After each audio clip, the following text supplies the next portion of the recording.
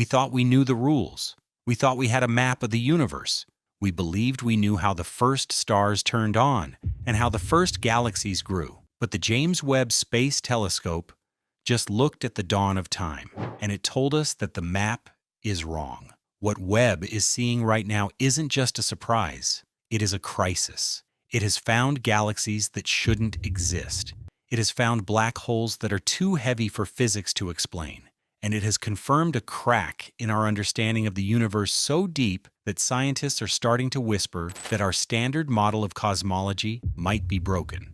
Today, we are going to look at the evidence. We are going to look at the universe breakers. And we are going to confront the terrifying possibility that we have misunderstood the universe entirely. To understand the panic, you have to understand the timeline. For decades, our computer models predicted exactly what the early universe should look like. The models were clear. For the first few 100 million years after the Big Bang, the universe should have been dark, messy, maybe a few small, disorganized blobs of gas, like seedlings in a garden, slowly growing under the influence of gravity. That was the prediction. Then, Webb opened its eyes, and it didn't see a garden. It saw a forest. In its very first deep field images, astronomers spotted them. Tiny, bright red dots. To the untrained eye, they looked like nothing.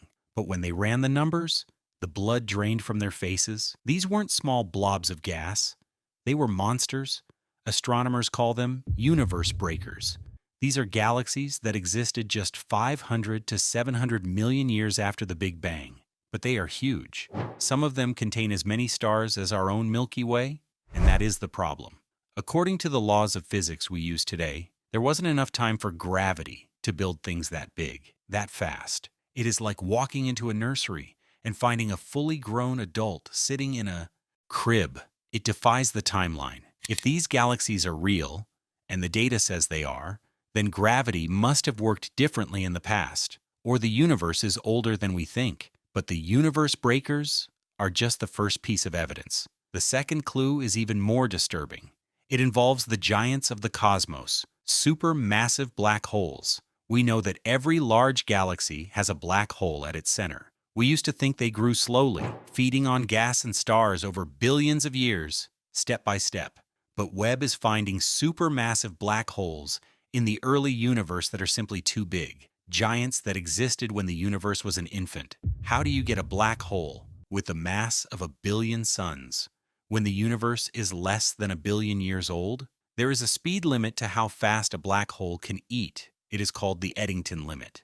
If a black hole tries to eat too fast, the radiation pushes the food away.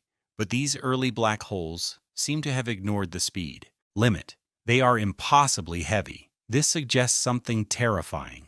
Maybe they didn't grow from stars. Maybe they were born that way. Direct collapse black holes.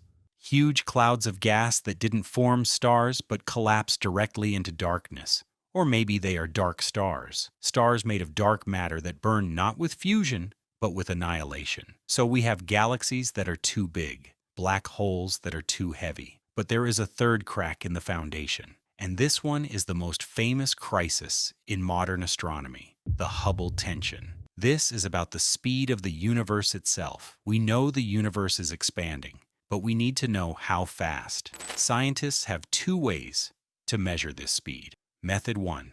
Look at the early universe. Look at the echo of the Big Bang. Method 2.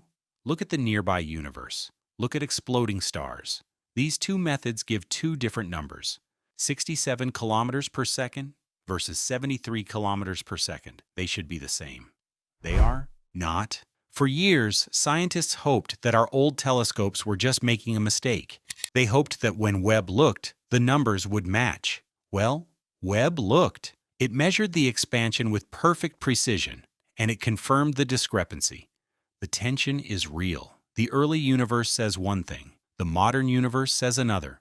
The map doesn't match the territory. This leads us to the Lambda CDM crisis.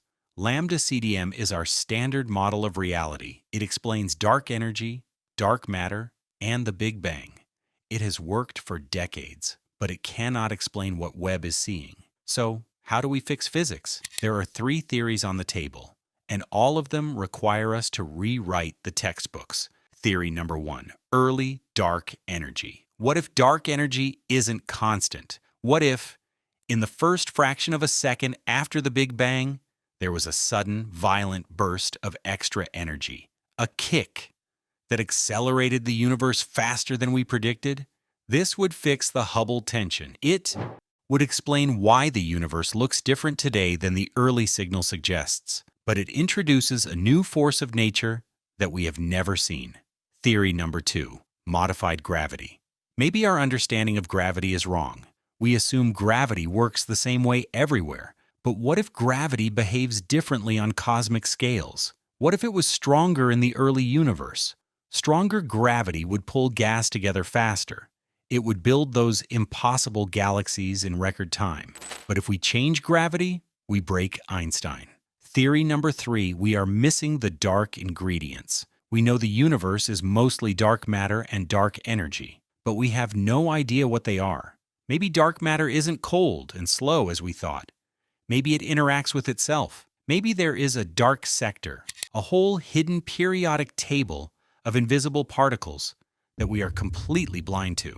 Webb might be detecting the fingerprints of this invisible universe. Right now, the scientific community is in chaos, but it is a beautiful chaos, because this is how discovery happens. When the model breaks, you find the truth. And while the physicists fight over the math, Webb keeps looking, and what it sees is humbling.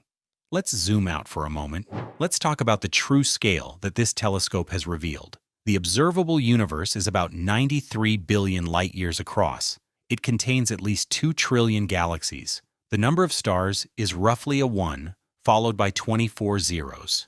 That is more stars than grains of sand on every beach on Earth. But Webb has taught us something else. We are only seeing the light that has reached us. Because the universe is expanding faster than light, there are parts of the cosmos that have already disappeared over the horizon. They are gone forever. We are living in a bubble of light surrounded by an ocean of darkness that is rushing away from us. And inside that bubble, the chemistry of life is everywhere. Webb has found carbon floating in deep space. It has found water vapor in the atmospheres of distant exoplanets. It is showing us that the ingredients for you and me, the carbon in our cells, the oxygen in our lungs, were forged in these ancient, impossible galaxies. We are made of the debris of the very stars that Webb is studying. So where does that leave us?